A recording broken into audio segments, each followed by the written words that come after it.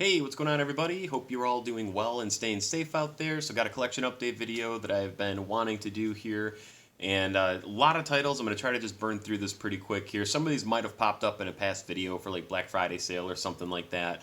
But finally got through viewing all these, going to get them organized in alphabetical order up on the shelf here. So I'll try to cruise through this here super quick here because there's a handful to get through for sure. But first here we got is the Steelbook for Beetlejuice. And I've never owned this on Blu, so I finally wanted to get this on Blu-ray. It was perfect time for the Steelbook to drop. And Beetlejuice, I mean, what hasn't been said about this movie? And it's a great movie, lots of fun. The one thing that I guess I never paid attention to, I'd seen it 100 times, but I guess I never really paid attention until I just revisited it, because it's been a couple of years since I had seen it. But the screen time that Michael Keaton has is so minimal, and the impact he has on that movie with the minimal screen time is just ridiculous. I don't know why that's never stood out before, but awesome movie, man. Everybody loves Beetlejuice. Next we got Blues Brothers here, classic.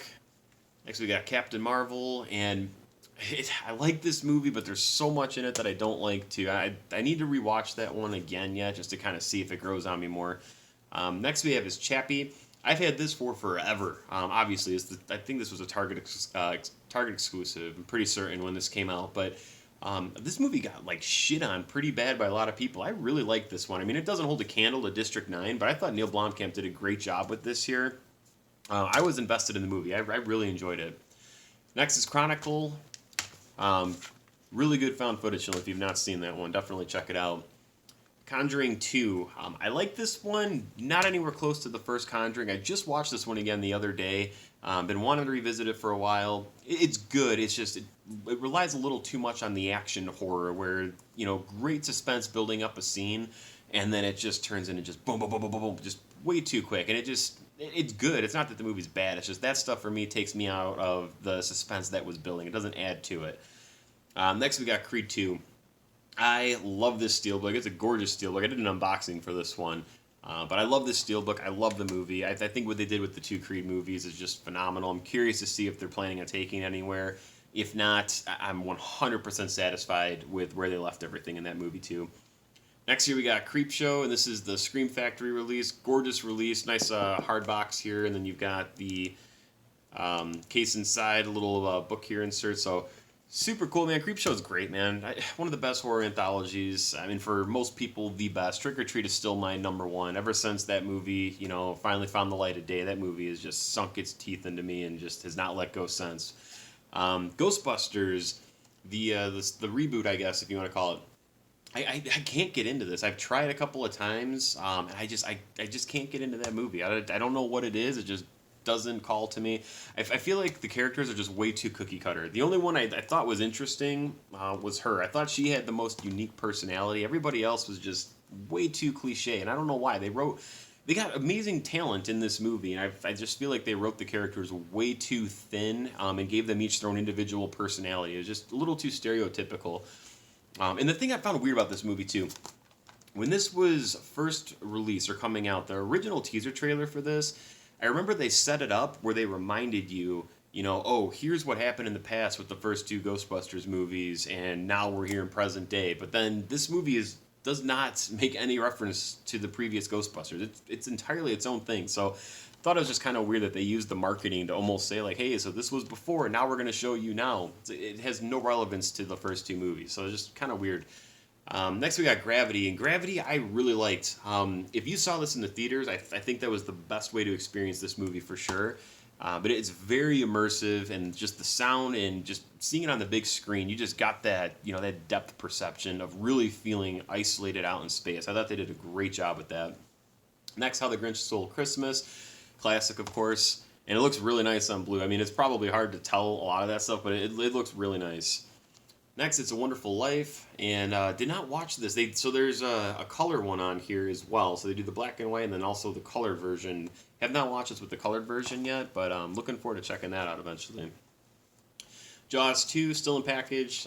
Seen this 100 times, but finally wanted to pick it up here. I got it on a really, really good cheap sale, so I'll watch this one again soon. I really do like Jaws 2. I feel it's a very strong compliment, and Roy Scheider really carries that movie, and I think it's great. I really have a good time with that one. Nothing will ever beat Jaws. The best movies in the world for me, number one, Star Wars, number two, Jaws. everything under that can shift around, but Star Wars and Jaws, hands down the best. And Jaws 2, I still feel is a good fun ride. Next is Matinee. I had never seen this movie before. I feel like after watching it, there was stuff in here that seemed recognizable, but I don't remember ever sitting down and watching this movie. This was a really, really fun time, and I love John Goodman. And he's fantastic. If you're a John Goodman fan, if you've not seen Matinee, I mean, if you're not a John Goodman fan, check it out. But that's like cliche John Goodman just doing his thing, and John Goodman's one of my favorite actors. So really, really good time there. I like that one a lot. Next, we got Mission Impossible. Which one was that? Rogue Nation and then Fallout here. And I liked both of these. Rogue Nation was the first Mission Impossible movie that I had seen, and then I went back and watched the first 4 and then saw Fallout when it came out. I've never been a huge Tom Cruise fan. Couldn't really get into him. I've seen a lot of his movies, but the movie that really got me invested into Tom Cruise was Edge of Tomorrow. I loved that movie, so I was like, man, I really want to kind of see what else, is going on with this guy. And the fact that he does, all of his own stunts and everything.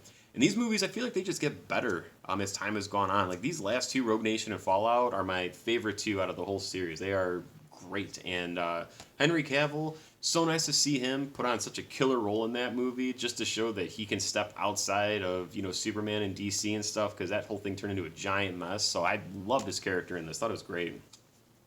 Next, we got Planes, Trains, and Automobiles. Classic, of course. War for the Planet of the Apes.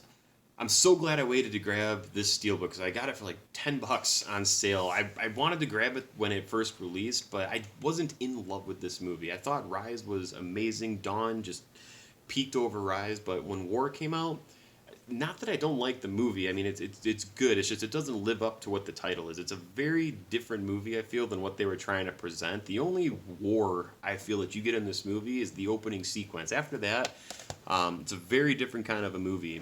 But it's still good. I mean, I love where the story goes with everything. I just wish it would have gave a little bit more. Out of those 3, Dawn of the Planet of the Apes is just right where it's at. Rocky Horror Picture Show. This year, one of my favorite releases ever since this came into the collection, and that is Suspiria from Synapse Films. Now, this year, High Def Ninja, never heard of them until this was coming around. So they did an exclusive here with this artwork. It's a nice casing. Signed off on the back by the artist, but then you got the Synapse Films steelbook inside. So they just they set up a relationship, I guess, with Synapse just to kind of do the sleeve on this, because they got Phenomena as well, and I guess they had done it with another one before that too. But nevertheless, I mean, Suspiria, classic horror film, my favorite of Dario Argento, and the Blu-ray for this is ridiculous. They did such an amazing job with this, and if you know Suspiria, you know how much it really focuses and centers around the different colors that just encapsulates you into each frame of this movie. I mean, it's really masterfully put together, and the transfer, my God, it is gorgeous. That might be the best transfer, just as far as the colors and everything popping out there. They did a phenomenal job with that. Taxi Driver, another classic, of course. Titanic, got this, oh my gosh, probably 5 years ago or so. On a Black Friday for $4, but it's a nice thick release with the slip, all embossed and stuff, and Titanic. I mean, it's just a great movie. And last but not least for this one here, guys, Wrong Turn. And I've been waiting to get a cool release for this. I really, really love this movie, and I feel like the second one too, I'm pretty sure it was the second one with Henry Rollins, that one was awesome too, really good time. Third one kind of started slipping off, and I think the fourth one I saw I didn't really care for, but first Wrong Turn, loads of fun. Second one, loved it as well. But that's it. All right, burned through that pretty quick here, just under 10 minutes it looks like. So there is the update, guys, for this one here, so I can finally get these alphabetized, but boom, there's the stack. So thank you guys very much for watching. Again, hope you're all staying safe out there. If you are new to the channel, please make sure to hit that subscribe button, and catch you all next time.